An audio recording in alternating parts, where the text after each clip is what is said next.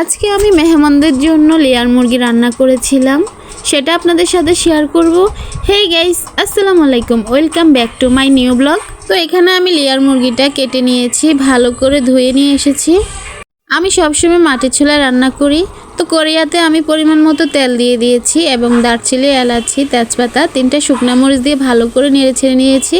1 cup পরিমাণ মতো পেঁয়াজ দিয়েছি, কাঁচামরিচ দিয়েছি পরিমাণ মতো, আবারও একটু নেড়ে নিব। এবার লেয়ার মুরগিটা আমি দিয়ে দিব, দিয়ে আবারও একটু কষিয়ে নিব। এটাকে ভালো করে নেড়ে ছেড়ে আমি ঢাকনা দিয়ে দিব 5 মিনিটের জন্য। 5 মিনিট পর ঢাকনা সরিয়ে আবারও একটু নেড়ে ছেড়ে নিব। তো এখানে আমি বাদাম বাটা 2 চা চামচ, আদার বাটা 2 চা চামচ, রসুন বাটা 2 চা চামচ, নারকেল বাটা 2 চা চামচ দিয়ে ভালো করে ব্লেন্ডার করে আমি মুরগির মাংসটার উপরে দিয়ে দিয়েছি। দিয়ে ভালো করে আবারও নেড়ে ছেড়ে ঢাকনা দিয়ে দিব 5 মিনিটের জন্য। 5 মিনিট পর ঢাকনা সরিয়ে আমি আবারও একটু নেড়ে ছেড়ে নিব।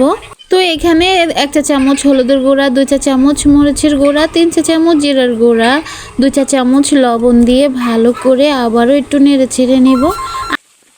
তো এখানে আমি সবগুলো মশলা উপকরণ দেওয়া হয়ে গেছে। এবার গরম পানি আমি পরিমাণ মতো দিয়ে দিব, দিয়ে ভালো করে আবারও নেড়ে ছেড়ে নিব।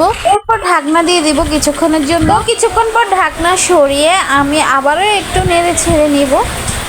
আমি এখানে 2টা টমেটো কুচি দিয়ে দিয়েছি, দিয়ে আবারও একটু নেড়ে ছেড়ে নিব। তো গাইস, রেডি হয়ে গেল আমার পেট লেয়ার মুরগি ভুনা। ভিডিওটা যদি ভালো লাগে একটা লাইক, কমেন্ট, শেয়ার দিতে ভুলবেন না কিন্তু, এবং আমার ফেসবুক পেজটাকে ফলো দিয়ে রাখবেন।